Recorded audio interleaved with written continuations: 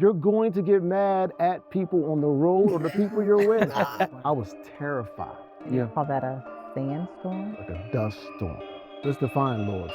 We all gas, like no brakes right here. Wait.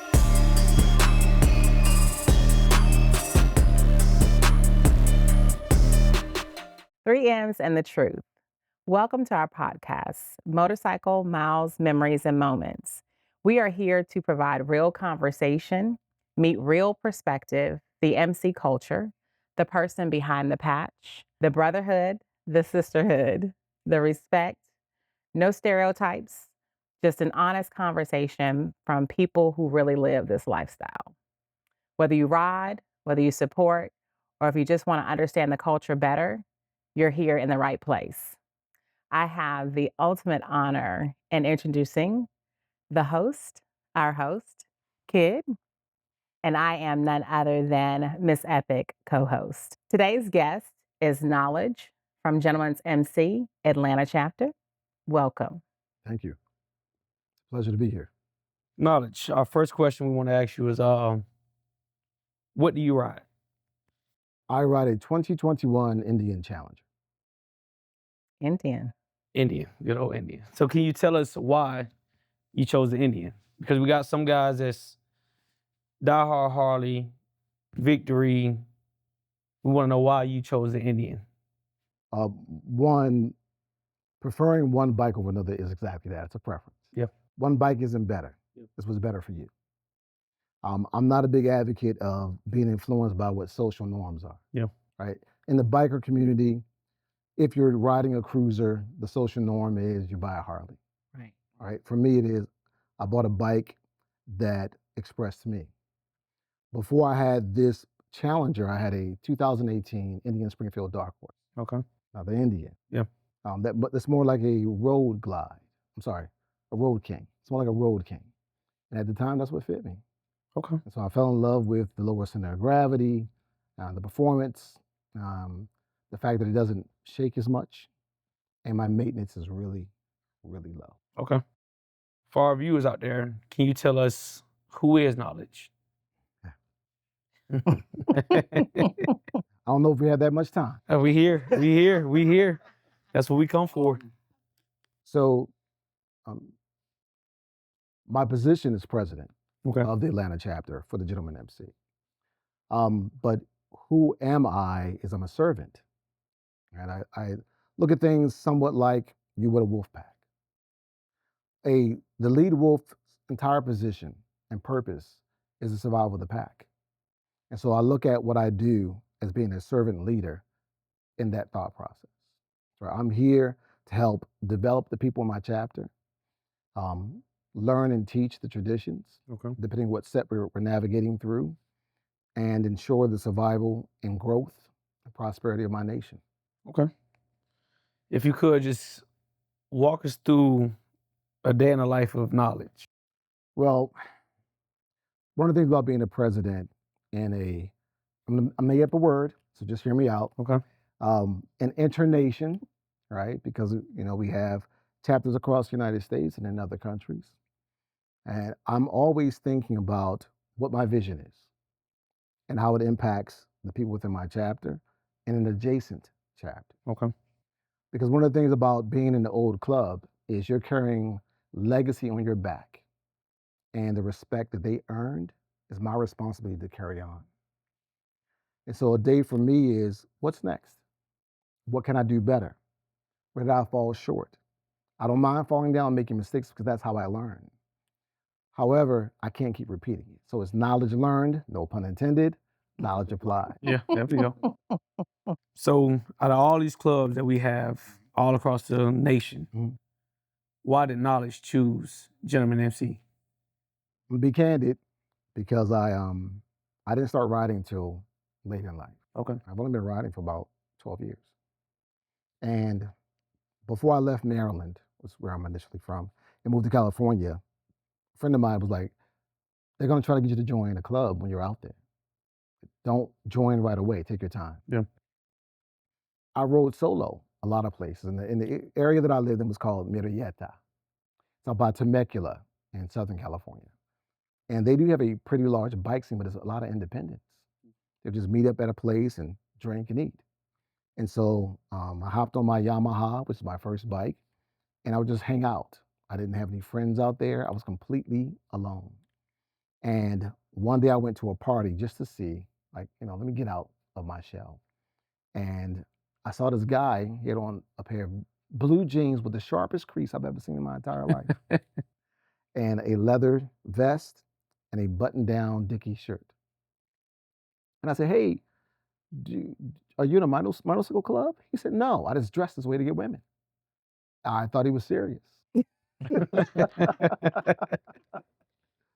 So I said, "Oh, okay." And I went to walk away. He said, "No, I'm just kidding.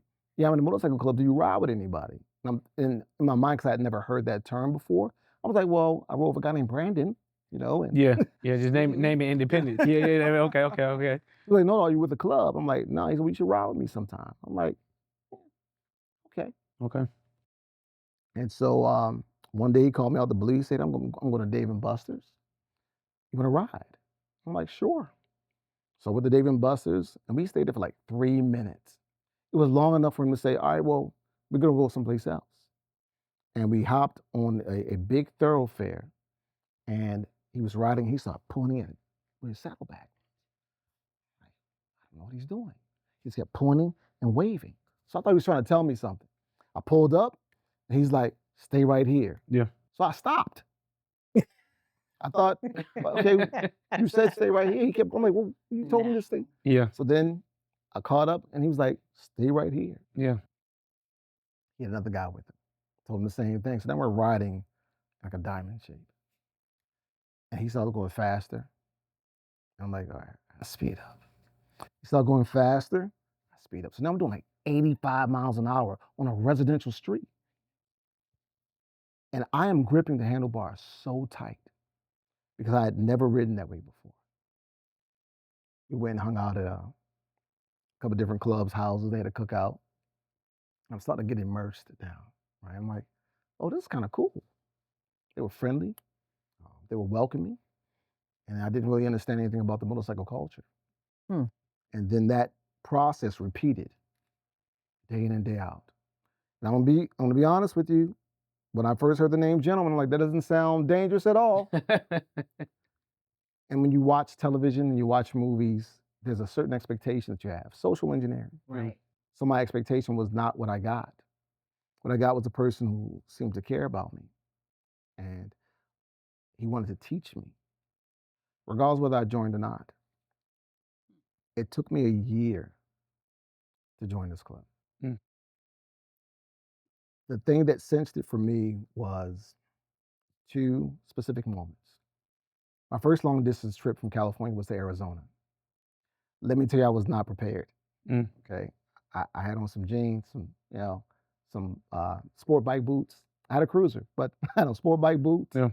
I had on this jacket with the little things with the elbow protectors, the shoulder protectors. I looked like I was a football player, right? And I didn't know that the desert got cold. So we left about 5 o'clock in the morning. Went to Arizona, hung out at the Arizona chapter. They had some club business. So they said, "You got to go in the back." I'm like, "Okay." Yeah. And this reminds me of a movie. Yeah. So I went in the back, and in the back was these guys, like, all of them, I swear they were linebackers. And they were standing around this one guy who was sitting in a chair. He was coughing up, he had a mask on. And so I just sat there, and they're looking at me, I'm looking at them, and I said, "Hey, you ever thought about taking an expectorant? You can use like a natural expectorant." Wait. Hold on, pump the brakes, because we all gasped like no brakes right here. Wait, let me take it back. So, what's the story behind Gentleman's Insane? What's the story behind the patch? 1965, Mm-hmm. veterans coming home, nothing to do. Remember, men sometimes need discipline. Yep. Right. And we're used to structure. And I say we because I'm a veteran. They weren't allowed to buy motorcycles. They weren't allowed to go certain places. This is pre-Civil Rights Act. And so Big Jim, the Godfather, the founder of our club, said, I'm gonna get some guys together. They all worked at like GM because they live in Detroit. And it was like, we can put bikes together. We can ride where we want to ride. And that's how it kind of started, as a way to protect one another from the horrors and the adversity of racism, and to have the solidarity that you lost when you first came home from the service after being in war. And when you do that, you kind of feel adrift when you first come home. You have to reacclimate yourself to society. And it can be difficult when you're doing it by yourself. So because he's from Detroit, and if you know anything about the history of Detroit, their thought process, we were some smooth brothers. Yeah. Right? He's Yeah. sharp. Yeah. Right. And so he wanted to create a club of men who were brothers, who still embodied that. Right? There's nothing wrong for scooter bum. Have you ever heard the term scooter bum? No, tell me about that. Scooter bum is basically a person who rides and they don't stay in hotels. You got a biker hotel. They just pack up a backpack on the back and they have a can of sardines. Oh, and they have that little thing rolled up in the front. Okay. And then your blanket, and you'll just stay wherever you can. You ride and you stay where you can. You wash up where you can. You'll eat where you can. So the term bum, but scooter bum. Yeah. Right? And you rode and you rode and you rode and you went to parties and you hung out. And it was a different kind of lifestyle than what most of us experience now, just because of technology and the way the landscape has changed. Yeah, because that's what I'm thinking. Because Yeah. I'm a city rider. Like, I'm a city girl. I'm a city biker. So We need them. Yeah, I'm a city girl. And Big Jim was like, we're gonna be smooth. We're gonna still hold our own, but we're gonna be smooth about it. Okay. And he wanted to do things differently, right? Not just in the way we move, because that's intentional. Yeah. But also everything from the way we wear our cut and the setup on the back. All those things were intentional. Yeah. And again, this was during a time period when the rules were just beginning. Yeah. Okay. We were born before those rules. Okay. So a lot of things weren't set into place. Before the AMA and all those things kind of became a real thing. And one of the things that we decided to do was not to join the AMA. Okay. We wanted to stand on being independent and following the rules and the laws of the land, but not the laws of an association that said you got to do this. That's kind of like the beginning of the club. But you also got to understand, again, during a time period when there's a lot of racism, one of the things that they wanted to do was still be together. Yeah. Right? And not be so subject because there's safety in numbers. Okay. All right. So from your perspective, how important is mentorship? Extremely. Okay. But you have to remember something. You don't know what you don't know. Yep. And if the educator isn't educated, Yep. then he is teaching you the same, or she, respectfully, is teaching you Don't the leave same. us out. Be an equal opportunist It's here. teaching you bad information that's Okay. regurgitated. And I often say it's like me drinking out this bottle, spitting it back in, and passing it to you. Yeah. Right? You're not getting anything fresh, and it may not be accurate. So, as a mentor, you also have to be a student. Okay. Right? You hear it all the time in the biker community, always a prospect, but it's also always a student. Yeah. Right? There's always a better. Nothing's 100% perfect. Can't be. So you have to learn, like, all right, I navigated this turn, I did a little bit better. Yeah. Right? I made this U-turn, I did a little bit better. Right? I made this really deep turn, my foot came off the floorboard, I could have done a little bit better. And so mentorship requires you to first empty your cup so that you can fill it and ensure that what you're passing to someone else is fresh but tried and true. Okay. So I wouldn't be myself if I didn't. I wouldn't be epic if I didn't ask. So as the student, how do I know that my mentor doesn't know? You need more than one mentor Okay. because no one has every single piece of the puzzle. No one does. You need enough from different places and different people. Let me use an example. I'm from Baltimore. Baltimore, let me say it right. There you go. Say There it you go. right. There you Get it go. right. I'm There from you go. Baltimore. That's where I grew up at, the DMV. When I moved to California, I started as a prospect in the Los Angeles chapter. That set is 2 hours away from where I lived. Okay. So when I prospected, I rode 2 hours to 2.5 hours to go to meetings and events by myself. Wait a minute. Say that one more time for me. When I was prospecting, in order to go to meetings and events, You rode. I rode 2 to 2.5 hours. So is that there and back 2 hours, or is that 2 hours there 2 and hours then 2 there, hours back? 2 hours back. Okay. Okay. All So right. the set that I was living in was completely different than the set that I was hanging in. Mm. So when I left that chapter to found the Inland Empire chapter, that set was also different. Similar, right? Yeah. The same way a zebra and a horse are similar. Yeah. But still different. Yeah. So the rules and way we navigated and who you navigated with was very, very, very different. So of course, right now my mind is going like 1,000 miles per I hour, already know. and I'm trying to, pump the brakes because I mean it's just so much, what you're saying. For me, in this culture, in this atmosphere, sometimes people refer to a phrase of, who raised you? Mm-hmm. Who raised you? What does that mean? When I say that, it's based upon the fact that your teacher could have taught you the wrong information because they were given the wrong information. Okay. Everyone has biases. Would we agree on that? Yeah. Okay. But what happens when your biases are also coupled with ignorance? So wait a minute. Let's define bias. What does bias mean? It is both either a conscious or unconscious thought process Okay. that's been built based off of either your surroundings and the people in it. Okay. Okay. I can agree to that. And so when you have a bias, when you teach through that lens. You don't mean to sometimes, but you will. And then if you take additional information and it's been twisted because the person who taught you is the same thing, then you get it's double dysfunction. Okay. And so when I say who raised you, it is right now in my club, if a prospect is messing up, we blame the sponsor. Now, what's funny is that once you're no longer a prospect, we stop blaming the sponsor? No. Mm-mm. I still hold you accountable because you taught Now him. that's interesting. Yeah. You taught that person. And so from my perspective, one of the biggest things that I do is I inundate you with information and then I question you. If I don't test your knowledge of it consistently, then over time it starts becoming important. It could be from the smallest thing like the mother chapter, who the founder was, the location, the different number of chapters that we have, um, the street that it's on, to something as simple as a creed, because we do have a creed. Okay. And we practice those things. And practice doesn't make perfect, but it doesn't make proficient. Yeah. And as a teacher, I have to make sure that I stay relevant when it comes to bylaws, protocol, and our legacy and history. So there you go again with that gas.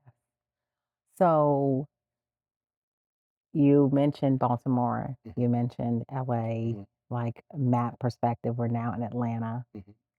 If I may ask, who raised you? Oh, I was lucky enough to go back to that story about Arizona. I was named by someone that had been in my club for like 30 years. And I didn't know who he was because he had a mask on. And he didn't have his cut on because he was just chilling in the clubhouse and he was feeling ill. And just, take a quick sidebar into that to finish out that story. When I talked to him about how he could heal himself, to kind of get over that cold. Oh, he was the one that was coughing. Yeah. Okay. So we're back there. We're back there. Okay. And he pointed at me, he said, as a hang around, because I had on a black shirt and blue jeans. He said, "You're going to be knowledge." And I was like, I don't know what you're talking about. Yeah. So I left. He had talked to my sponsor. We left. We went back home. And then a couple of months later, I decided to go ahead and, prospect. Okay. And my arduous process, long process of prospecting, I was going to be named one thing, but he was like, you're not going to listen to this man who been in this club for 30 years and did so much from the mother chapter. You're not going to take the name that he gave him. Yeah. And so they named me Knowledge. Wow. But it came from that, one of my mentors who I talk to this day consistently. I talked to quite a few OGs. One of the OGs I talked to is the founder of the Los Angeles chapter. So I talked to him consistently. I talked to another national president and a vice national. So I've been raised by a lot of people. So when we say it takes a village, That's what I've had the opportunity to have. I'm lucky. I'm very, very lucky because coming from someplace other than California, Yeah. not being immersed in biker culture, I didn't have any biases already other than what I learned from television. So once they said, hey, you got to unlearn stuff, easy for me. Too easy. Yeah. I emptied the cup completely and said, well, go ahead and fill it. But I always trust but verify, right? Trust but verify. So one thing I learned in the military, trust But verify. Yeah. Because I'm still going to be held accountable for the actions that I take. Facts. So I have a lot of OGs to thank for the space that I'm in now. Because not only did they taught me, they believed in me. Right? They pushed me. They challenged me. I've been in 3 different national positions. I didn't want to do that. I was so afraid that I was going to fail. And one of my mentors was like, no, I want you to do this. You can just do it for a little while. And then we're going to have an election. You can let somebody else do it. Yeah, that was a trick. It was a trick. Yeah. It's a trick. Yeah. Right? Because I did it. And he was like, you did a great job. Exactly. Yeah, Which he yeah. already probably knew Yeah. that, Yeah. you know. And then he told me to run. And he told me why. He said, look, I see you as being something great in this nation one day. Mm. But I need to sit you in a space where decisions are being made. Yeah. If you don't sit around presidents, how you going to understand how to be a president? Yeah. Or how you going to learn how to be something more than a president? Okay, I'm done. So for you, being around all them OGs early on, which, to be honest, some of us don't get that privilege of. Agreed. And that's with our culture that we live in. Some people veer off, and some people don't understand that you didn't have the right people raising you. Right. So now for you, at this point in your life, how do you preserve the history and the tradition of your club for the next generation? Because one day you're going to be that OG to that. Yeah, absolutely. That somebody going to be talking about what knowledge taught me, that everything from top to bottom. That's kind of the key. Yeah. Right? It is, you understand that your time is limited. Yeah. And I'm past, that half a century mark. Okay. I don't have a lot of time. Yeah. I don't waste it either. I know I got a full throttle. Yeah. Right? I don't actually have a curriculum per se. Okay. But I write things down. I say, okay, you need to learn this as a building block, as a foundation. It's not just who we are. It's also what we are. Right. Right? Additionally, I believe in standards. Standards, discipline, protocol, bylaws. All those things shape you. Ooh, it sounds like work. If you love what you do, it will never feel like work. We've heard that before, now haven't we? Yeah. And I love Absolutely. this. I always tell people it's personal and I take it personally. And there is a difference. So with you saying that, we hear this thing, lifestyle or a hobby. I'm gonna rattle some bushes. Okay. Oh gosh, here we go. This is not a lifestyle or a hobby. Okay. It is my life. Mm. The same way a person who plays professional basketball, because I had to get paid for this. Yeah. I get paid in miles, memories, and brotherhood. Okay. That's the currency. Don't forget the sisterhood. And the sisterhood. And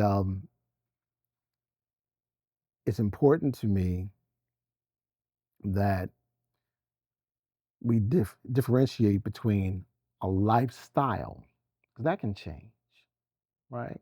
Lifestyles are feelings. Yeah. They don't really have any real parameters around. They can be mutable and subjective depending on the person. Right? But for me, it goes beyond a lifestyle because I live it. Yeah. Right? I understand that every time I throw my leg over my bike, I can take a curve wrong. And that will be it for me. So it can't be a hobby, right? I promise you, people who jump out of airplanes, you may call it a hobby, but it's not. No. It's something more. Yeah. Right? Because it's not like painting. Painting is not going to cause you the potentiality of losing your life. Yeah. That's a hobby. That's a hobby. Now, for some people, this is a hobby. And I don't begrudge anyone making a decision to say, you know what, this is only a hobby for me. That's why you have to be careful about the people you bring in your inner circle. Yeah. right? Because some people never put on a cut. They'll never care about bylaws. They'll never care about protocol. And that's okay. And that's okay. It's okay for you to be that person. I try to keep those people a little bit further away from me. Here's the thing. You can start off with this being just a hobby. You can start off with being just a lifestyle. But the right people can inspire you to make it a life. Now, it doesn't mean that there's no balance. There's harmony and balance that you must consistently find. Yeah. Right? You always seek it. Remember when you was a kid, you walk on the sidewalk, the curb, you'd be like, whoa, oh, you'd fall over sometimes, right? You never just walked straight and never fell. Yeah. Right. That is the lifestyle that we live, where we're constantly trying to find balance. You got to work to have money to do this. You got to spend time with your family in order to be able to get away and do this. All about balance and harmony you find in it. So for our culture, you know, you have some motorcycle clubs that they're a club, but they're not on the set. Okay. From you to them, what's your advice is, how do they take that approach to start to learn the set, to start to understand the MC culture? Because if you're never here, you don't know. You can be a club and just want to ride here and there, but if you don't deal with the city that you live in, that state you live in, do you understand the motorcycle culture? Well, that's subjective. Okay. Because someone could be a student of the culture and never immerse themselves in a set. Those are two different things. Yeah. Right? The culture is not always the set. Let's place that same motorcycle club in the middle of nowhere. Right? 10 guys that live in a small town and there is no set. It's just them. Do they have to hang out on a set someplace else? Or can they just ride? Yeah. So I guess the way I'm looking at it is, say you're a motorcycle club, right? Mm-hmm. You got on these patches, you got on the cuts, you got on, Okay. but you don't understand that certain clubhouse you pull up to is a certain way you pull up to them. Okay. So let me first ask a question. Mhm. Are we talking about an affiliation or organization? Because they're two separate things. I don't think that's for me to answer. I think that's for that's for our viewers to. Right. I mean, when people see this, they're gonna understand that you're speaking directly to certain people who Okay. need to hear that maybe you're not moving the wrong way, but when you put on these patches and these cuts. Okay. So let me ask this question. So is there a difference between the MC culture and a motorcycle club? There is a difference, but there shouldn't be. Okay. Okay. Right? There is a difference, but there shouldn't be. How many times have you watched YouTube and you'll see some commentator or podcaster or vlogger say, oh, I don't have to follow those rules. I can do what I want. Mm-hmm. You can. But there's It's a consequence to it. It's a consequence to it. There's a consequence. Yeah. I can ride 15 miles over the speed limit. Yeah. Right? Yeah. you can. I You can. can ride 20 if you want. You can do whatever you want, but there is A consequence. a consequence. Or you can find out about the things you can do. What are the limits? And what are your limitations? And then you can play within that. Again, I've never seen an unhappy kid at the playground. Yeah. Nothing stops you from enjoying yourself. Often is ego. When you say, can't nobody tell me X. Well, they can tell you. You don't necessarily have to listen, but there's a consequence. And then the question is, how much does it really cost you? Right? You follow rules every day when you go to work, don't you? Yeah, you do. Right? I don't see you telling your manager, I don't have to clock in. You still do it. Yeah. So what is it that's keeping you from doing the same thing? Well, it doesn't pay. Yes, it does. I told you what it pays in. You're going to get miles. You're going to get memories. You're going to meet new people. That's the payment. That's the payment. That's the currency right That's the there. payment. Yeah. That's worth it. Yeah. So from my perspective, I feel like there is a difference between the motorcycle culture and a motorcycle club. I agree with your thoughts on it shouldn't be, but there is. There is. Because I feel like, in certain environments, clubs, do the necessary, check the boxes to Right. be a motorcycle club. Right. But you don't understand the culture. See, but I think all that goes back to who raised you. Who raised you? Yeah. Who raised you? Because if you was raised by the right people, that would never be a thing. But if you raised by a bunch of people who just put these cuts on because they want the women and the parties and the... Oh, don't get me started. And look, we try to stay away from that because that's not what we focus on, but we want people to understand that the title of this episode should be Who Raised You? By avoiding the quiet parts, Mhm. you sometimes cement the behavior. Yeah. I'm not saying here, but people need to think about the fact that the reason why we say it so much about it's not about X, Y, or Z is because you need to be reminded that it's not. Those things can come or they can't. Yeah. Right? The cut has never changed me. Over time, I've become more knowledge, but that's who I was inwardly anyway.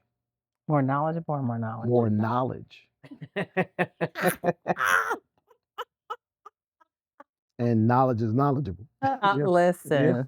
Although I will tell you, I'm not named knowledge because I know a lot, because I love to learn. Yeah. Okay. Knowledge learned, and then he applied. Yeah. Okay. Yeah. Okay. I appreciate that description because I just figured the actual, opposite. And like I said, from my perspective, I feel like I joined a motorcycle club and then learned the motorcycle culture. All of us typically do. I'm sorry, I said all of us typically do. Most of us suffer from that challenge. Yeah. Okay, because you don't know what you don't know. Yeah. And no matter how you hang around someone, you're not getting everything right there. Right. They're never going to give you all of it. Yeah. Right. Right. So some things I've learned the hard way. Yeah. Tell me about it. So again, I mean, not for a literally. prospect, but I'm always learning. And one of the things about the motorcycle set that you have to understand is adaptation, fluidity. Those things are a must. Yeah.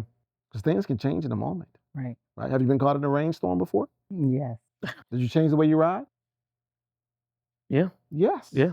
Got to slow down. Gotta slow down. Oh, Got yeah. to turn them hazards on. Oh, yeah. We got to slow down. Oh, okay.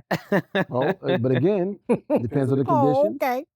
and the skill of the rider, Yeah. the health of your tires. Hold that thought, because you about to speedball us Yeah, again. You about to yeah. speedball. We say all gas. Listen, all gas, no brakes, Yeah. knowledge. Going back and, thinking about, like I said, my, last 15 years or so of I joined a motorcycle club, to which, joining a motorcycle club brought, a tremendous amount of knowledge, about sisterhood, brotherhood. I also, often share that I was very green. Okay. And we were all over the place. Okay. But that, during that time, I didn't know, but those people were raising me. And there was a lot that I feel like I joined a motorcycle club to then learn the culture.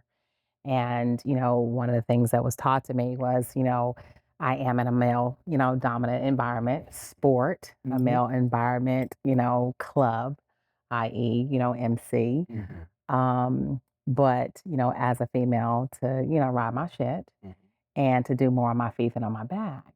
And that's just a few of the cultural things, that I essentially learned. But tell me about when you realized or recognized that you were first introduced to the culture.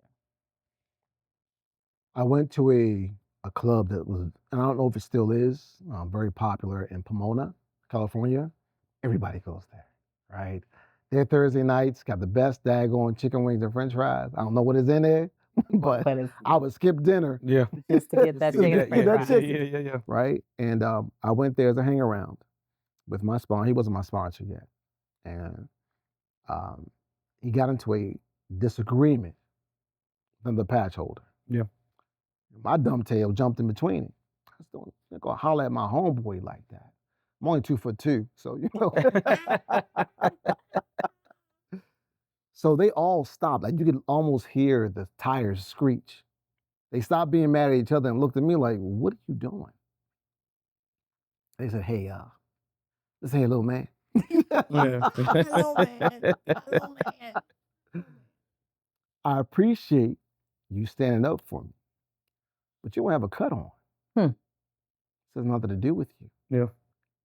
And I was like, oh, okay. And I felt chastised, almost like a child. Right. Yeah. For people who were arguing with one another to stop and like, I need you to exit stage left. Right. This is not, you not us. Right. I knew right then and there, I didn't I didn't know what I was doing. I just didn't know. Yeah. I wasn't a part of the culture. And you thought you were doing a good thing. I thought I was doing a good thing. It was a good thing, but the wrong way to do that thing in the wrong time. Because I hadn't earned my place in this society. And remember, the motorcycle culture is like a secret society. Absolutely. Yes. Absolutely. It's Absolutely. You Yeah. couldn't come to someone's clubhouse unless you were invited. Absolutely. You'd have drop a name. Absolutely. And I think to an extent the landscape has changed. And that's not as important anymore. And I'm not knocking it. It's just if you don't care about the culture and being a part of something different, then why did you join? So my next question, do you have any thoughts on how we can preserve the culture for the next generation? Yes. Talk more, not less. Yeah. Expand your reach. Okay. Don't shrink it.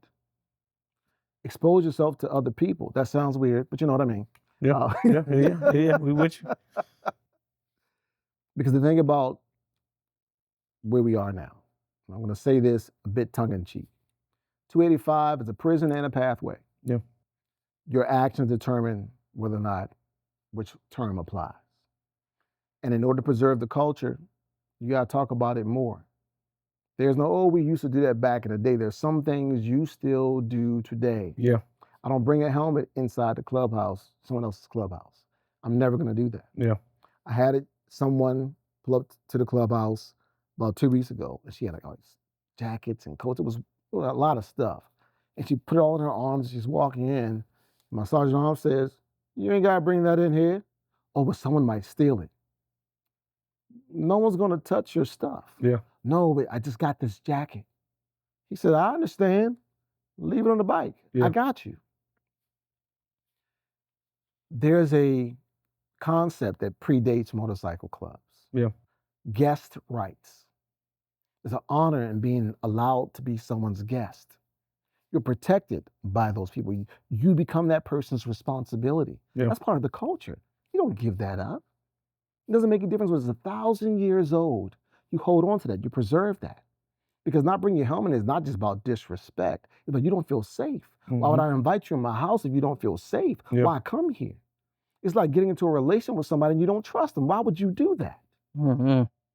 It doesn't make any sense. We have to preserve the things that made us what we are in the first place. Yeah. So it also goes back to understanding the why we do what we do. Why do we do this? Do you love it? I got a saying. This is a want to, not a have to. If you feel like you have to, then maybe you don't need to because this ain't for you.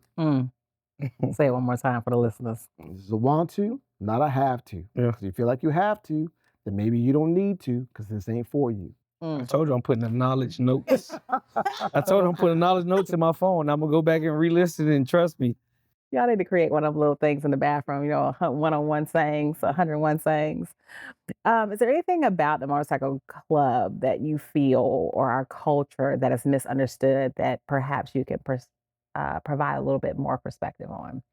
There is a common misconception about just because we might seem a little bit rough and tumble, that we're necessarily bad people. I know some really well-dressed bad people. Yeah. Yeah. I went to go get some dog food for my puppy. I call him a puppy. He's not a puppy, but I call him that still. And I had my cut on, right? I rode my bike. And the cashier says, "You in a gang?" I said, No. He's like, "Are you sure?" I'm like, Do you not know you're in a gang or not? I said, Like, how does that work? I'm part of the independent neutral fraternity that rides motorcycles. It's been around since 1965. He said, "Gang." Because in his mind, That's what it is. that's what it is. Yeah. And not having exposure to something prevents you from understanding it. The problem is that I don't think we know how to get out of our own way to show people what we are. Facts. And Facts. every so often you have a green apple, or I like to say a fuzzy strawberry. You ever had one fuzzy strawberry, you put it in, and you came back and now all of them are messed up? You could have removed it. Right. Yep. You didn't. You left it there, You left it there, and then it spread. and now it's spread. That kind of negativity that impacts how people view us is contagious. It's our job to combat that. Now, people will say, I don't care. That's fine if you don't care, but everybody can't be apathetic if you love this culture. Right. It can't be everybody that doesn't care. A few somebodies, Right. because not everybody's calling to do that. But when you get the call, do me a favor, go ahead and answer. Yeah. And I feel like for me, that's why the charity work that we do and the community work is so important. You know, being a part of, you know, All Clubs United here in Atlanta, like that's one of our main goals, is to impact the community positively and for people to see motorcyclists, you know, social clubs in a positive light. Because there is, I mean, I am Miss Epic, but you know, who is that individual? Right. And, you know, those opportunities we definitely have to continue to maximize on to where people cannot associate. Because I've had similar to the same, you know, situation at my job where, oh, did you go with your motorcycle gang this weekend? And I'm like, no, I rode with my brothers and my sisters this weekend. Yeah. But like you said, they have this, you know, perception, you know, that, you know, it's gang, you know, we're a gang.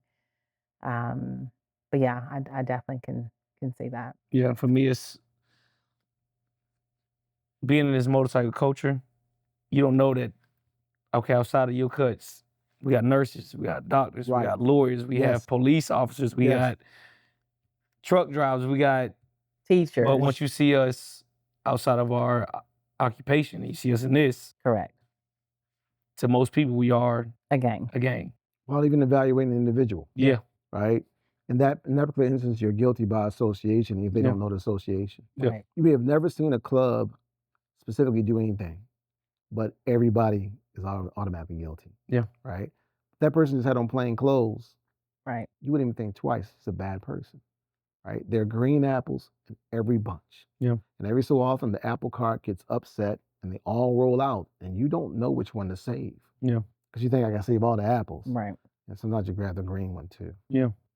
So we have to continue to show that what you're being told is not a general rule. Right. There's no blanket for what we do.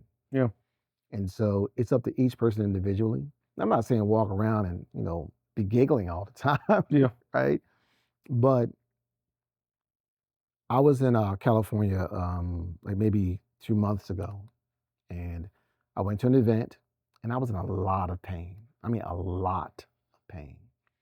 And one of the POs said, "No, why are you so mad? What did that girl do to you?" And I'm like, "Girl," because I was staring forward. There was a young lady in my field of vision, because she was like, "I can go take care of it." I'm like, "What are you talking about?" She said, "You just look like you tasted old food." Oh, I'm in a lot of pain. But if I had on plain clothes, the average person would say the same, like, "Is everything okay?" Right. Yeah. Yeah. Right? Right. You can't assume just because someone's facial expression in some way. Because I don't know how my face looks, Exactly. right? You gotta tell me. Yeah. Right. You just know you're in pain. Because even if I go to the mirror, it's gonna be different. Yeah. Right? Yeah. And that's what they always tell me about yeah. my facial expressions. And my mind is just forever. Yes. Yeah. It's like Yes. nonstop. And I can, like you said, I can be looking at something but my mind is somewhere else. else. And that's why I always constantly ask, are you here? Or are you there? Yeah. So you say your form of payment is the miles, the memories, And the brotherhood, and the brotherhood, sisterhood. and the sisterhood. So tell us about what that feeling is when you're out there on that Indian and on that open road. There's no actual real words. Oh, wait, that was like a feeling. There Yeah. was like a Yeah. And that's why we ask everyone, because like you said, it ain't really no real words that we can give you. the feeling. But I just want to, if you can, just share with us what that feeling is. When I was in the military and I first learned how to march, Mhm. there's a time where your foot hits the ground the same time as everyone else's. Yeah. There's no way to describe the amount of elation you feel when you get it. Yeah. Right? You become as one. When I'm on my bike, I feel as one with that machine. Yeah. and I feel as one with the environment around me. People try to, relate it to flying, and for some people it's like flying, but if you've never flown, how would you know? Yeah. Right? Right. Absolutely. What I do know is there's a level of joy that I get out of managing and maneuvering and putting my mind someplace other than the worries that I've had. Because Because you got to focus Yeah. to ride effectively. it's about a 12-second response time. Mm-hmm. And then that decreases depending on how Depending on- fast you're going. Yeah. Right. You don't have time to be worrying about what somebody said. I can't even glance over real quick. Right. We all do it, Yeah. but we've also almost had mishaps Right. because of that, Right. right? So there's a level of focus that you have to appreciate, and it brings a form of elation that defies words. Right. Again, Feeling. lifestyle, Yeah. if you ride your motorcycle, really ride it, it's a life. Yeah. Because it's about your life at that moment. And it is. Yeah. So with you saying, hey, you start riding a little later on in life, and Mhm. it's 12 years now. Yeah. What's the farthest trip you've took California. from Atlanta to California? Yes, sir. How was that trip? Rough, but you choose your hard. Yeah. The first time you do it, you make all sorts of mistakes. Yeah. A ton of mistakes. And I recorded every time we made a gas stop, I recorded it because I need to understand, like, all right, what's my hard, Okay. right? I didn't talk about it and think about it much prior to because I didn't want to psych myself out, right? Because then I would have been creating a hard, prognosticating. Yeah. Instead, Good old college word. Prognosticating. instead it's each gas fill up. That's it. Yeah. Right? I encapsulate myself in music and my thoughts, and I focused on the road. Yeah. And we had some, I would get up at 4:30 in the morning, pack my bike up. I got showered and, I did my stretching, Yeah. filled my Camelback, and get back on the bike. The problem is that the people I was traveling with, it was the first time too. So they want to eat breakfast. Get the itis. Yeah, Oof. so now it's 7:00 and we haven't gotten on the road yet. Yeah. That was a mistake. Okay, so wait a minute. Let's back it up a bit. So again, I'm a city rider, Atlanta, city. For And them. I will. You believe that? So for those that I commend and watch on social media go from one end, the east to the west. And again, yay for you guys. I think you have to know you. I think it's an amazing thing. It's just not my thing. How do you know? How do I know? Yes. You want to know the truth? Yes. Okay. So how I know is I am ecstatic when it's time to go. Like I'm ready to go. Okay. Wherever we're going, whatever trip we're taking, whatever ride we're taking, like I'm ready. They know they tease me because I have my tour pack. I got my snacks in it. I'm gonna have my, my little snacks, my little, parade. I'm all in it for the ride there. But after a certain amount of hours, I'm kind of like I'm a little bit over it. And then you gotta go there and you gotta come back. Okay. That's how I know. So I'm all in it when we going there. How many sites have you seen? Like monuments, things of that nature. How many of those have you experienced? I don't know knowledge. Give me a ballpark. I don't know. I'm a military brat. So like I've been moving around and seen all types of things all my life. I went to the Hoover Dam. I didn't expect to go to the Hoover Dam, but when we left California, that's where we went. We took the route to Vegas versus going through Arizona Mm-hmm. because we knew that going back was going to be different than going there. Right. So we had to find things to do. Yeah. And that I believe is the key, right? You're going to hump it there. When you come back, you're going to take your time. Yeah. Go look at some places, enjoy some food, find some good restaurants, the biggest steak, whatever it is your fancy. You do those things because then the goal is to get to those places, not just getting back. You have to enjoy the journey. When it comes to this The journey. motorcycle life, you have to enjoy the journey. The destination is going to be the destination. Yeah. It doesn't make a difference how fast you ride. You can't get any place that much faster Even on a sport bike, well, I got someplace in 6 hours. What would have taken you 8? Did you really, really save that much? You missed everything along the way. Okay. All Okay. the glory. Okay. Okay. So let's just say that, Miss Epic, puts her big girl, pants on. Mm-hmm. How would I prepare myself for such a trip? So there's a couple of different ways we have to look at that. So it's physically, mentally, emotionally, financially. Say it one more time Yeah, for the that's listeners. that's all across the board. Physically, spiritually, And and financially. financially, right? Because one, you know how much gas you need based off of going like 80, 85 miles an hour, right? Okay. You know how much you're going to fill up how many times, right? You know, sorry, in an average day, if you're going about 13 hours, you're going to fill up 3 to 4 times, Mm-hmm. right? You know, your tank takes $20 across the gambit. You know how much it's going to cost. So, it's going to take me $35, $40 to fill it up 3 to 4 times. And then you do that consistently, and that's how much money you need. If you know you want to take a trip, if you're a person who spends money, you take cash and put it in the envelope, old school. Okay. It's out of sight. Then you drop it in your bank account when it's time to leave. Okay. So you can take care of the financial part by planning. You know how much it's going to cost for hotels. And I'm going to use an example. I've already booked the hotels to go to California, Okay. there and back. I know exactly how much it's going to cost me. I'm prepared. Yeah. Preparation is key. Okay. Then it is, all right, I said earlier, choose your hard.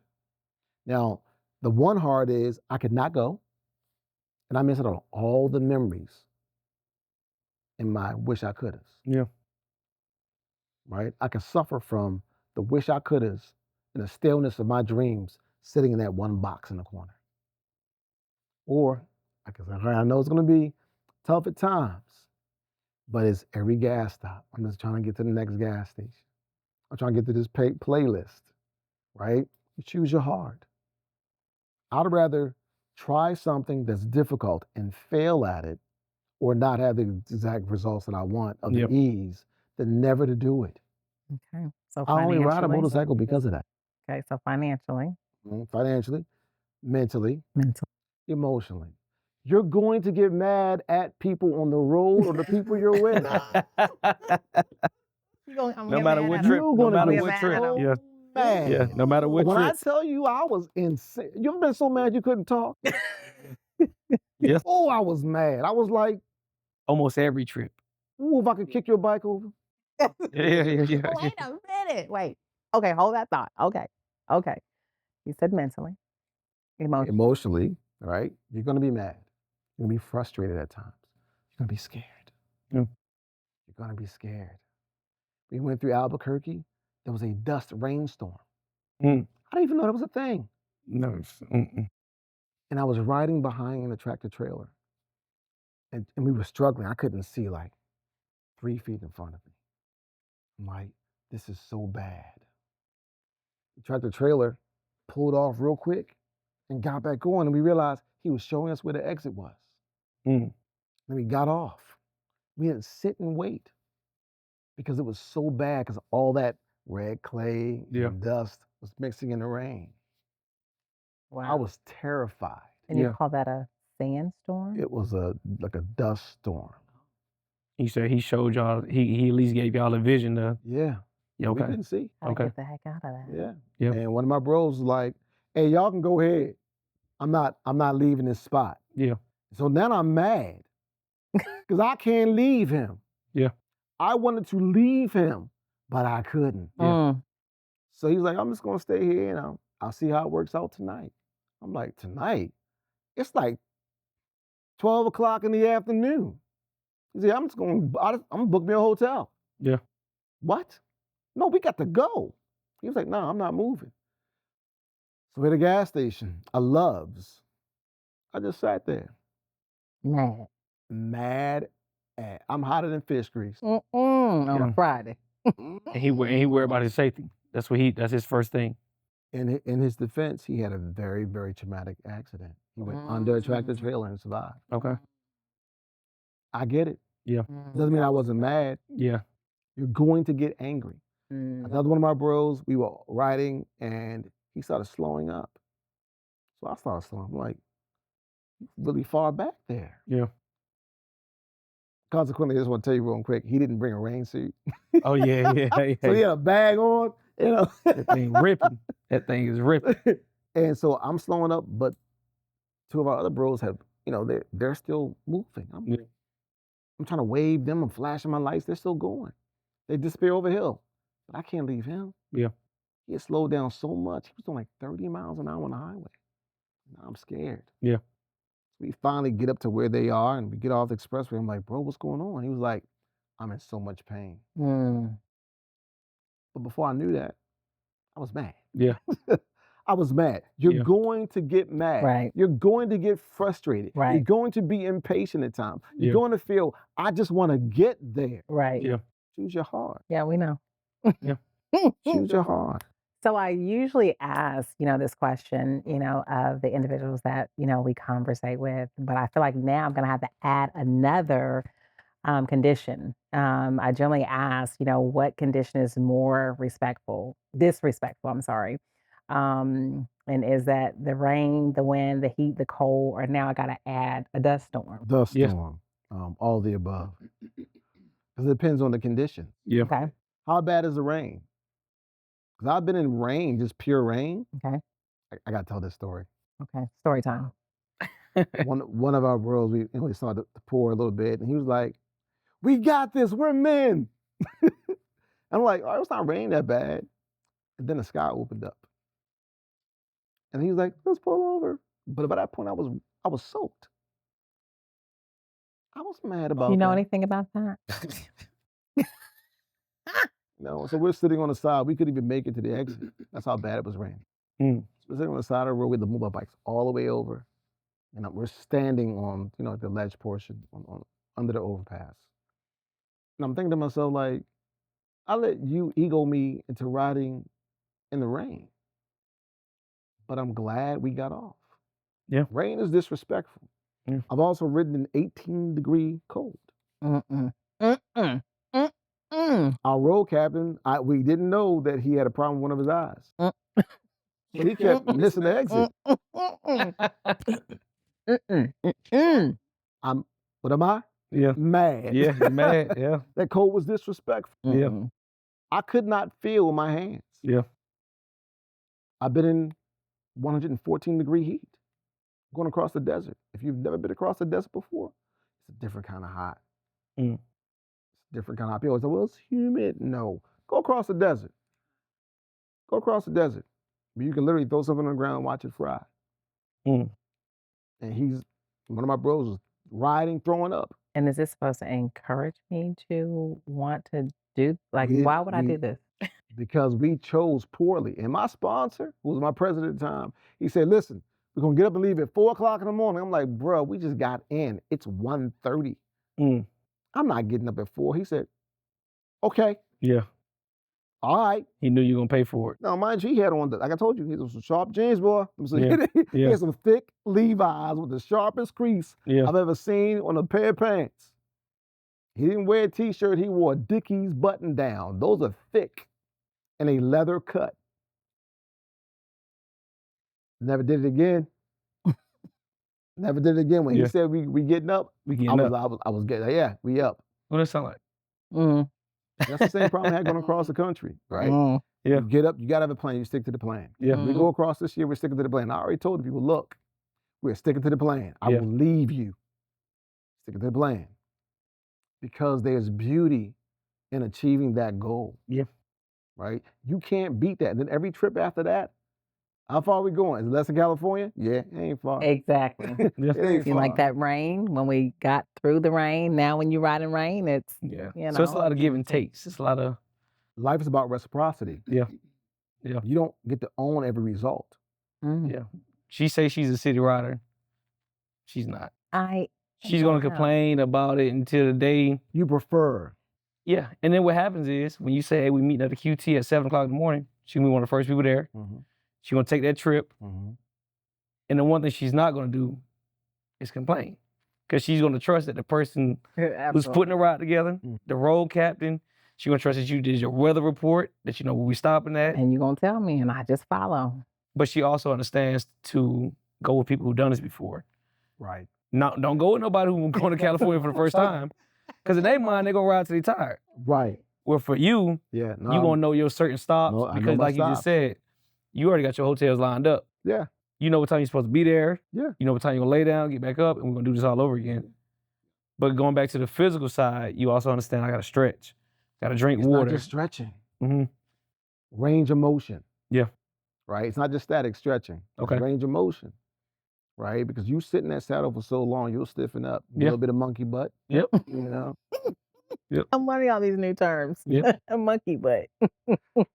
And so it's, yes, hydrate, but when? Yeah.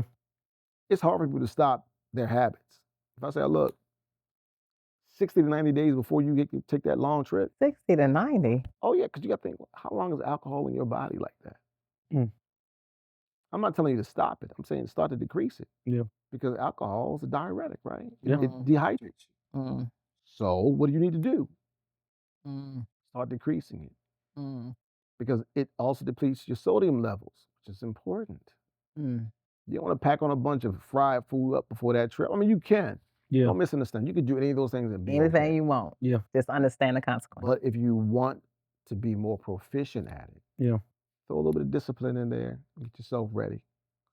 You know, and so spiritually, I think this is the important part, right? Because, and I'm not going to touch on things too deeply from this perspective, but in 2007, I died on the operating table, and I'm here right now.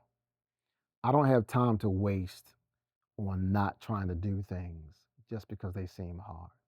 If it doesn't challenge you, it won't change you. Yeah. I won't know that I can or can't until I do it. Yeah.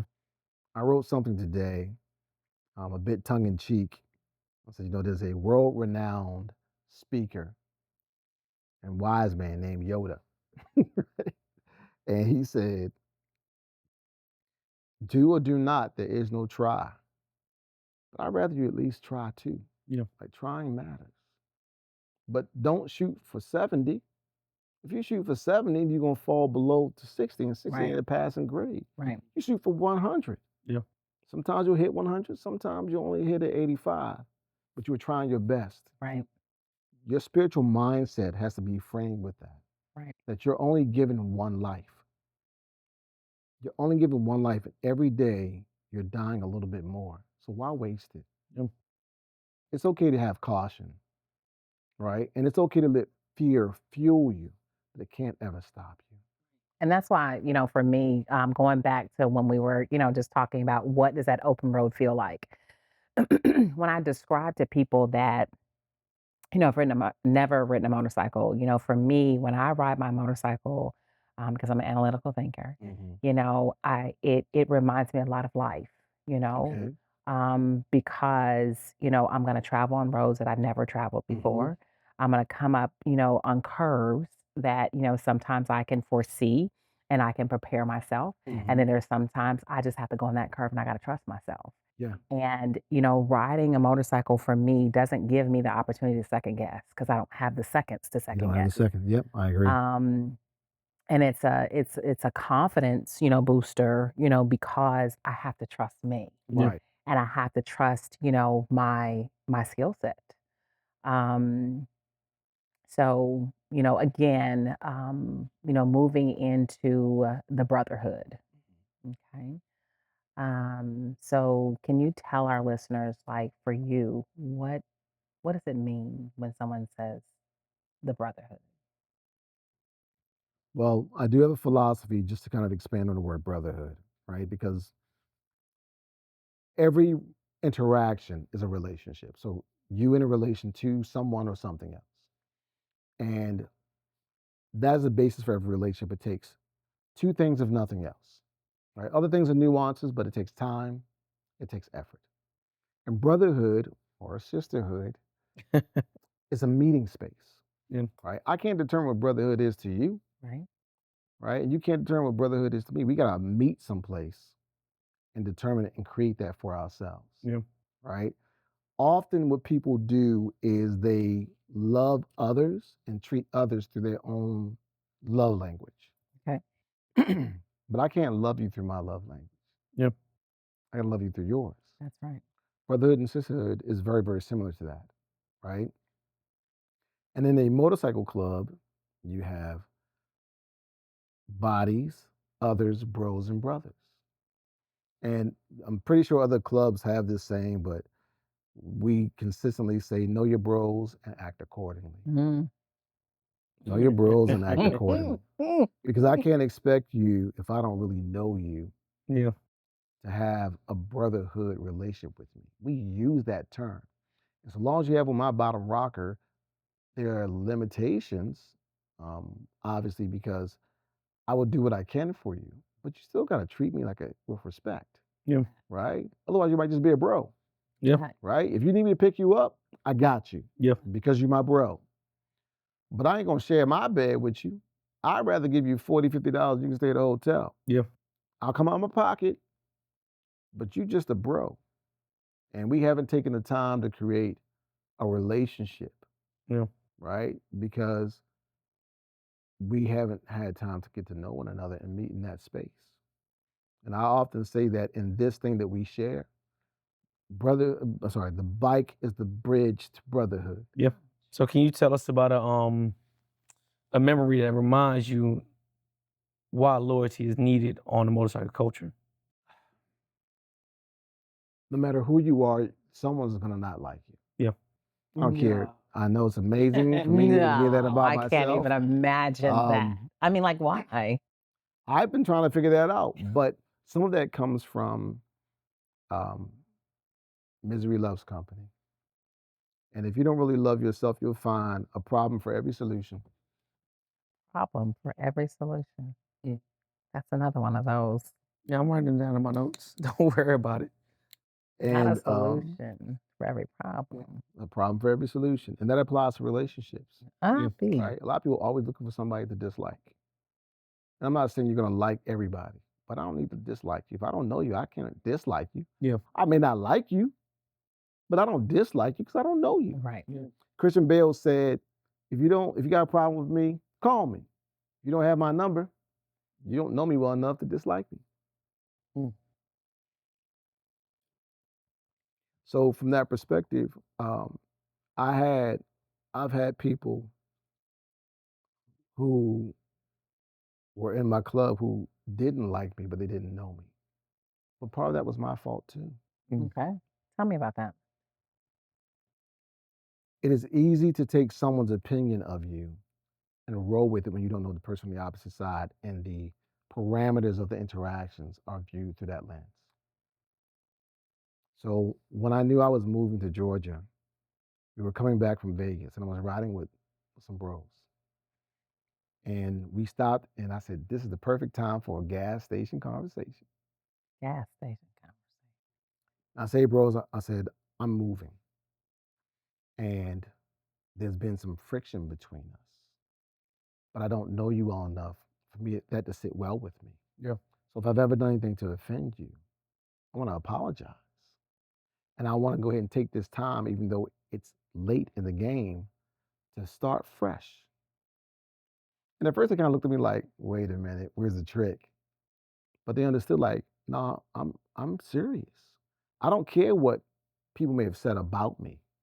I want you to see me. And from that moment on, like we literally became real brothers. But it took some vulnerability, right? To say, I want to do something that doesn't feel comfortable. Yeah. Men aren't real good at doing that with other men. We apologize to our women a heartbeat. Baby, I'm sorry. Yeah. But what will happen when it comes to another man, we'll have an argument and it's F him. We'll never talk again. We'll leave that relationship in the trash can or the gutter. I wasn't going to do that. I refuse to allow when I saw these guys, they look like genuinely good people when I watched them because I paid attention. Why would I throw away that relationship? But I didn't even give it a chance. So bringing it full circle, we talked about, brotherhood, loyalty, and in your story, you pretty much answered this question.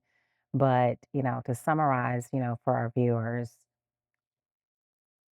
What advice would you give individuals when they are looking to navigate themselves through conflict within the club and still maintain that loyalty and brotherhood and that love? Let's define loyalty, Okay. right? Mm, I am lucky to be a good part of something good that's larger than me. Okay. And being part of an internation, made up word, Internation.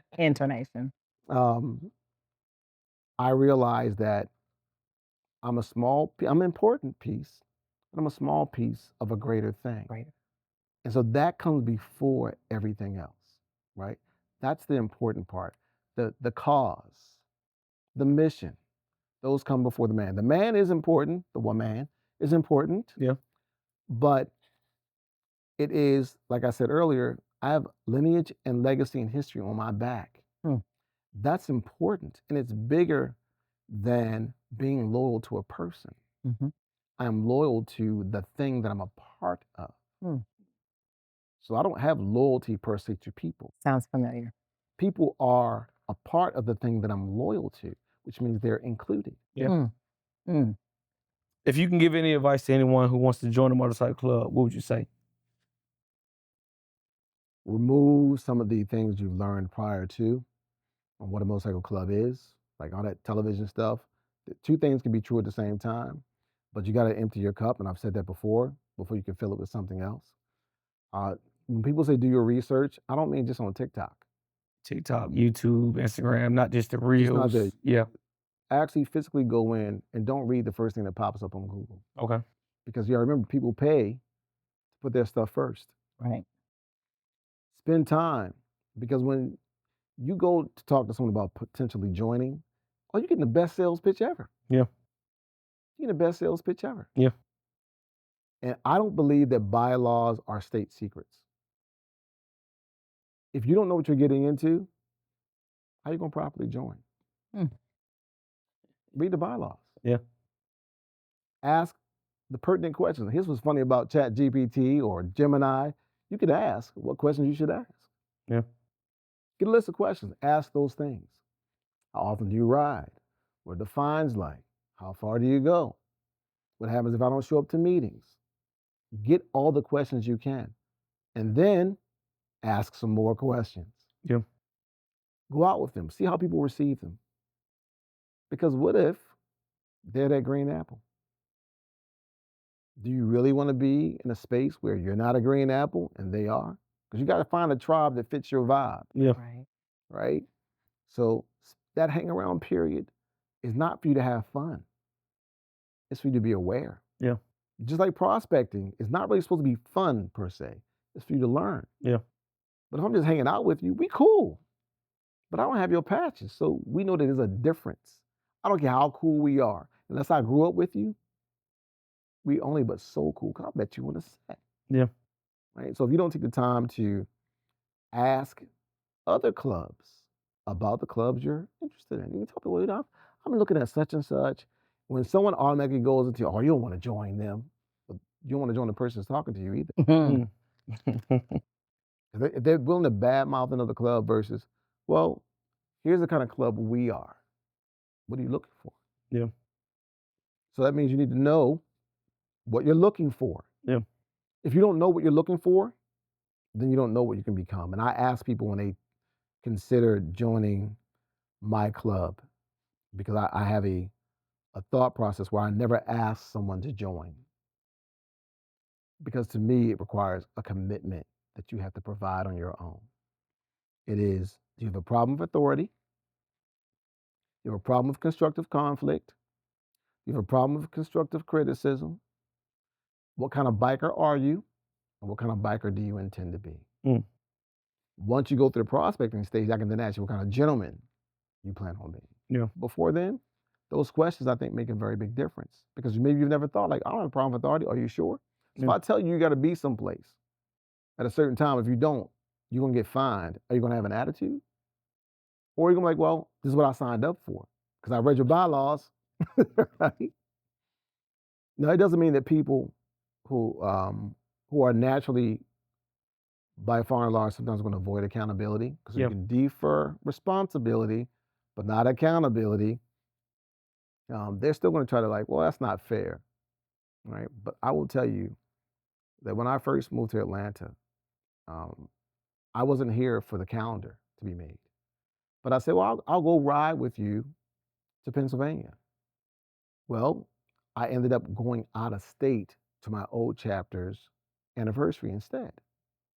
Now, technically speaking, I was still attending a club event, but I didn't ride my brothers here. I didn't have to pay the fine, but I did. Yeah.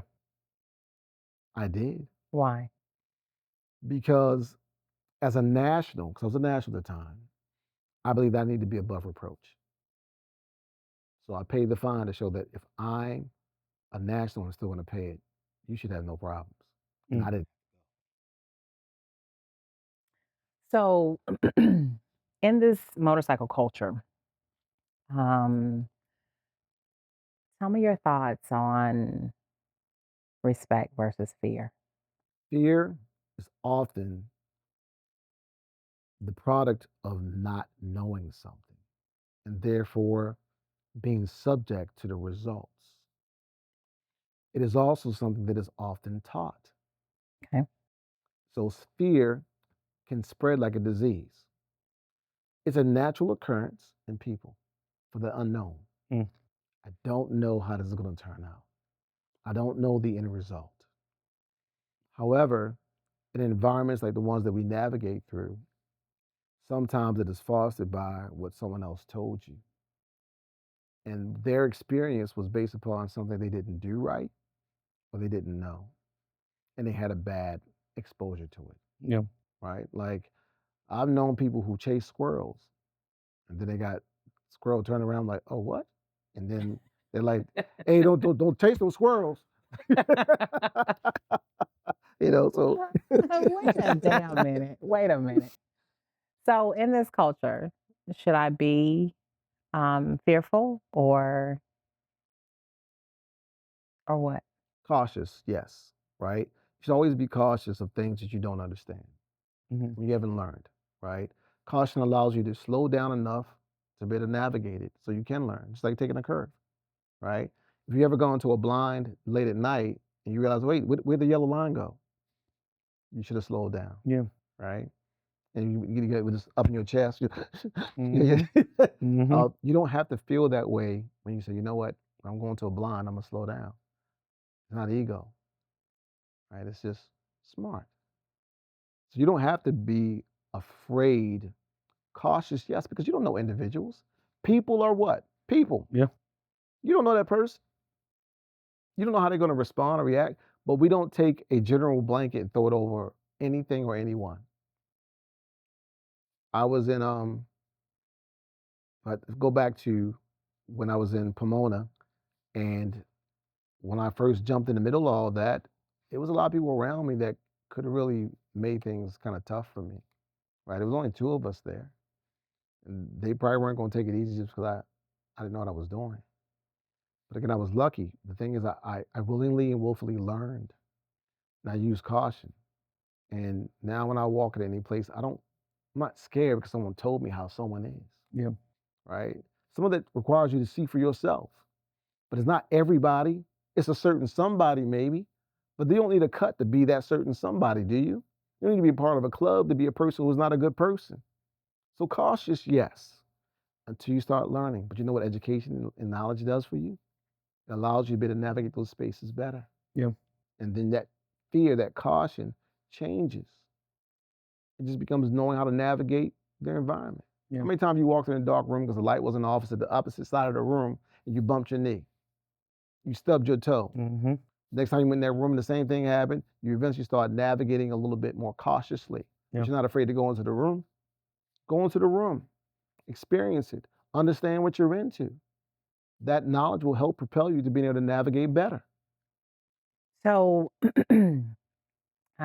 again, just, taking it back, you've been, in the DMV, you've been in LA, you're now in, Inland Empire and then right, Atlanta. Yeah. and now, Atlanta. And I'm, just going to assume, just from what I've been told, that all those different sets are different sets.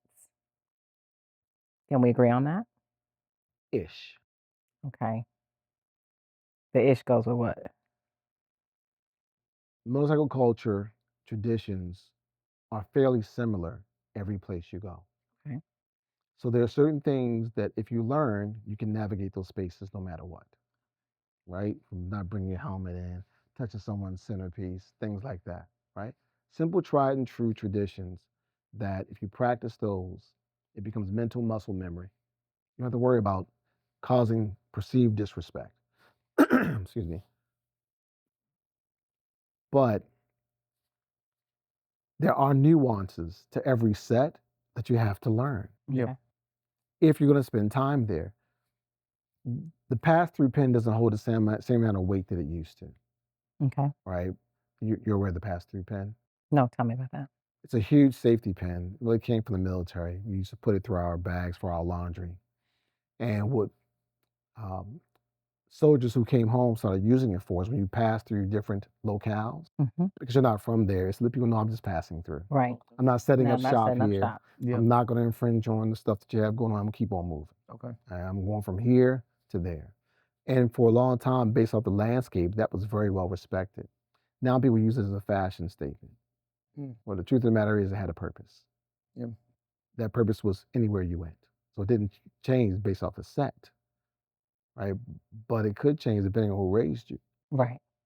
And just for, the sake of this, those that raised me, I did know what it meant, but I just said no for the sake of the viewers that may not.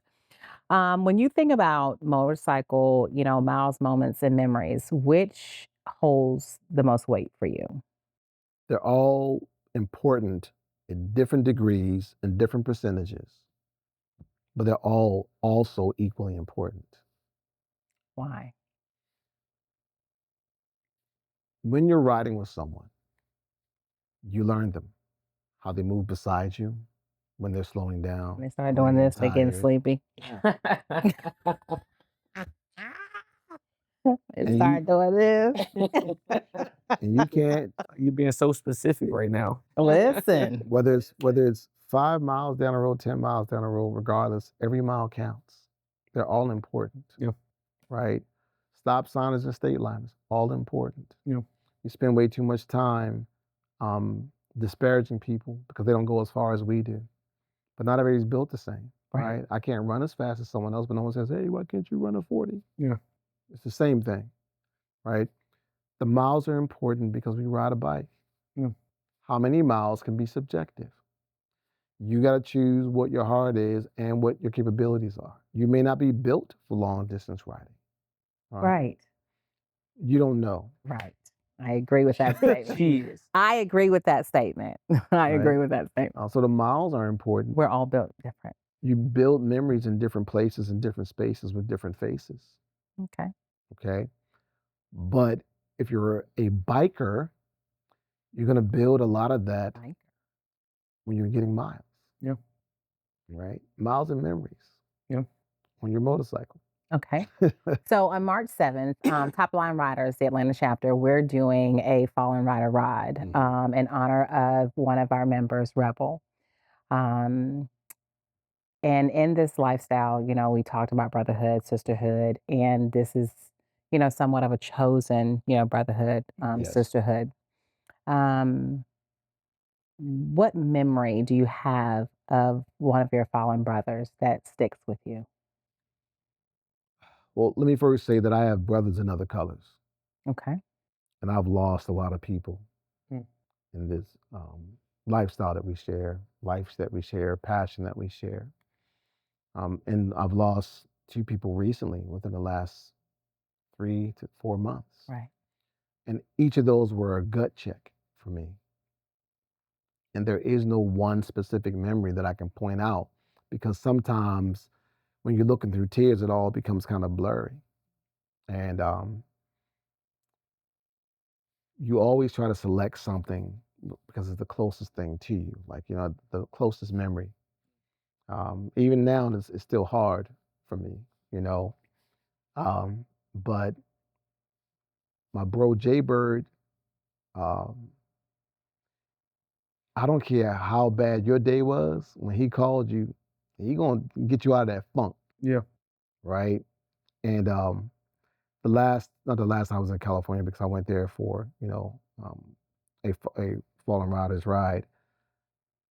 But there's this place I love in San Diego called Yasai, and they sell some of the best ramen I've ever had.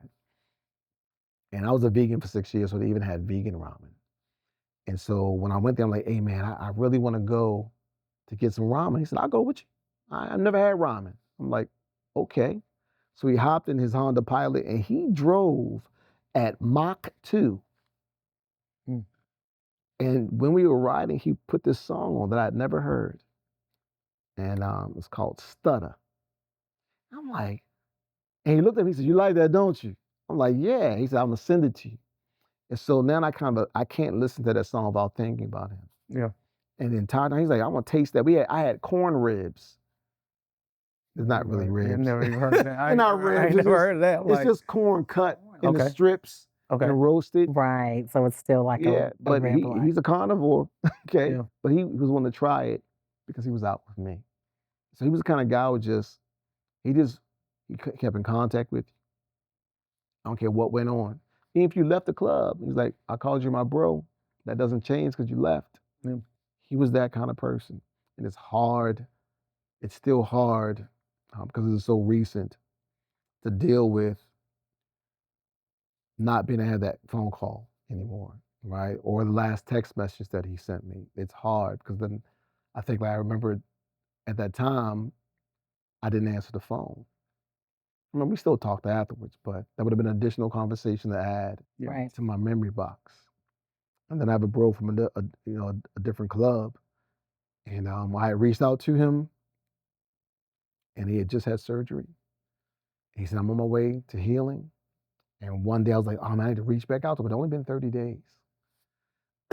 And I was gonna send a text, and then I was on Facebook and I saw an obituary come up. And I was floored because I had a moment and I didn't take it. Right.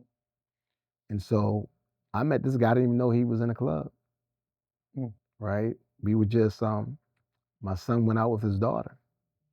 And I went over to see them off, and we were talking, and we were just kicking conversation. Came back over the next day, and I noticed he had 2 bikes in the yard. I'm like, oh, you ride? He was like, yeah. I was like, all right. I was like, I ride too. He said, okay. So who you ride with? I'm like, gentlemen. He said, all right.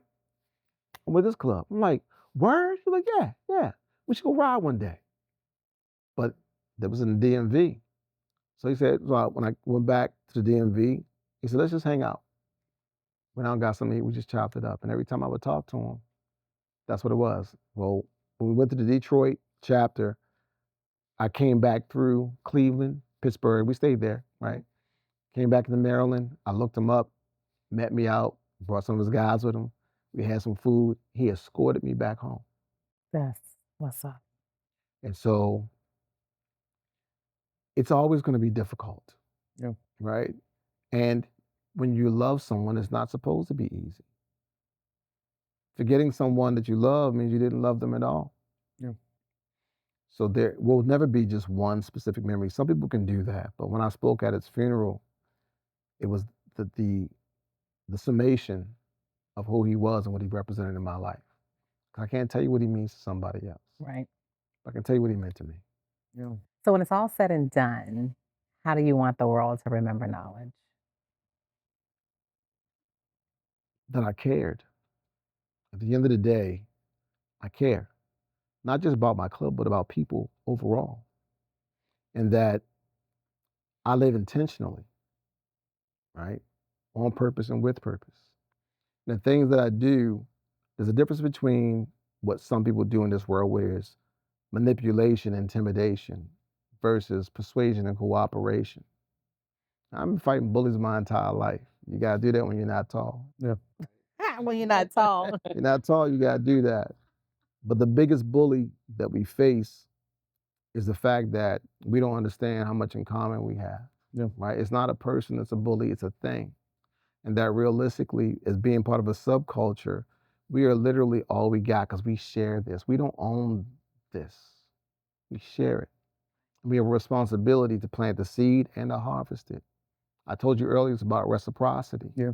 And that's a part of what we do. That's the balance that we chose. Some of us are greedy and we take. Right. It's our job to give. And I want people to remember that I have integrity. I have a moral compass. We're always going to go home. Yeah. I care about you even regardless of what your colors say on your back, because I care about what's in your heart, and that's what I judge. I'm going to give respect first, and I'm going to keep trying. Yeah. I'll keep trying, right? So long as you're willing to try, I'm going to try. The moment you give up, I'm not giving up on you, but I'm not going to keep planting that seed in you. It's up to you at that point. Yeah. So remember that, if nothing else. Perfect. Good. I'm good. Anything else you want to get out there before we wrap it up? We talked about education, but education requires a willingness. Yeah. When you try to teach people that don't want to be taught, what ends up happening is you frustrate them and you irritate yourself, or you irritate them and you frustrate yourself. Yeah. So I tell people, and I want them to remember, empty your cup, learn to learn to apply. When you fall down, get back up. Get back up. Perfect. This is another episode, 3 M's and the Truth. I'm your host, Flight Glock Kid. This is my beautiful co-host, Miss Epic, and our guest, our guy, Knowledge, President, Gentleman MC, Atlanta Chapter. Thank y'all. Like, comment, subscribe for us. Go. Awesome. Perfect. That is perfect. Thank you, bro. Absolutely.